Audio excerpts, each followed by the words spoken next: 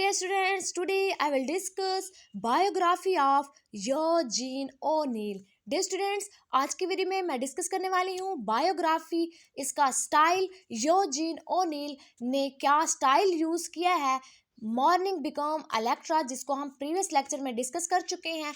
तो इसका style, writing style को, उसमें कौन से उसने मेन थीम्स लिए, ये सब आज की वीडियो में डिस्कस होने वाला है। तो शुरू करते हैं आज की अपनी वीडियो। यूजीन ओनील बेसिकली एक अमेरिकन प्ले राइट थे और इनकी बर्थ 1888 में हुई, 1953 में इनकी डेथ है और नोबेल प्राइज़ भी इन्हें मिल चुका है 1936 में। इसके अलावा कई ड्रामा के लिए इसे पैलिट्रेजर प्राइज़ मिल चुका है 1920 में, 1922, 28 एंड 57 में। इनके वर्क में, इनकी राइटिंग में रियलिज्म भी काफ़ी हमें नज़र आता है, यानी ये रियलिज्म से बहुत ज़्यादा इन्फ्लुएंस थे और इनमें कई पैराडॉक्सल क्वालिटीज़ भी थी। और अगर हम इसकी बात करें, इसके वर्क मॉर्निंग बिकम्स इलेक्ट्रा के मुतल्लिक, तो मॉर्निंग बिकम्स इलेक्ट्रा जो है वो डिवाइड है 3 प्लेज में, जिसको हम कल ऑलरेडी डिटेल में डिस्कस कर चुके हैं। उनके तीनों प्लेज को हम डिस्कस कर चुके हैं। ये प्ले जो था वो किसके अबाउट था? मैनॉन फैमिली के अबाउट था और ये एक मॉडर्न प्ले है और ये कनेक्ट था किसके साथ?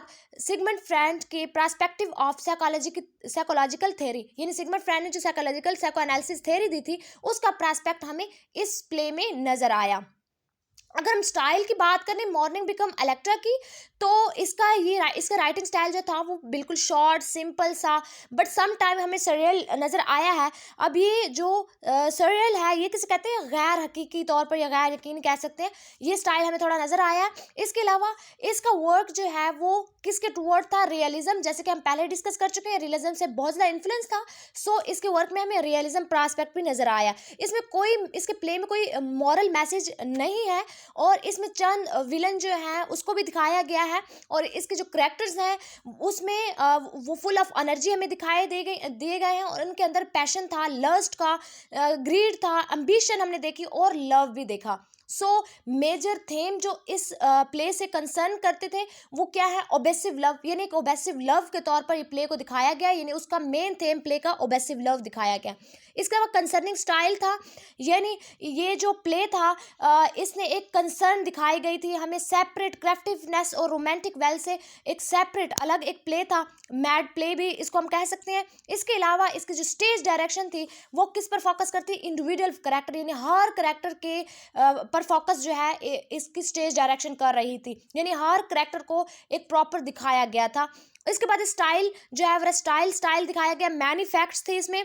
स्टाइल किसे कहते हैं? हर फॉर्मूला मीन्स के able to change easily from one activity to N other.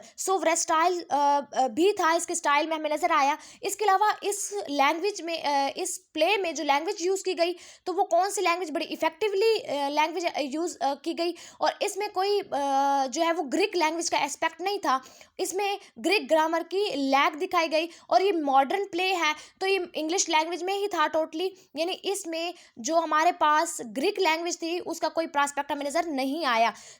He could not successorizing the language and also create lusty language at Electra में हमें जो है वो एक लस्टी लैंग्वेज भी नजर आई और इसने जो प्ले का एंड बनाया वो एक जो है वो ट्रेजिक इंसिडेंट से बनाया कि लेविनिया का एक ट्रेजिक क्लोज जो है वो हमें नज़र आता है मॉर्निंग बिकम इलेक्ट्रा में, कि वो एंड पर बिल्कुल जो है वो अलग रह जाती है। इसके बाद अकॉर्डिंग टू एंड्रयू मैलॉन ने इनके बारे में कहा, किसके बारे में? ओनील के बारे में। वो कहते हैं, यानी ओनील के प्ले के बारे में बात करते हैं कि ये फुल ऑफ रियलिटी था, इसमें जॉय ऑफ लाइफ था, विकेबलरी थी, इसमें बहुत अच्छी विकेबलरी यूज़ की है इसने और इसका वर्क जो है बहुत ज़्यादा शानदार है। इसके अलावा सिविलाइजेशन का प्रॉस्पेक्ट भी हमें मिलता है, एस्पेक्ट भी मिलता है। इसके अलावा इसकी स्पीच जो थी वो फुल ऑफ फ्लेवर्ड थी, ऐसे जैसे कि नट या एप्पल।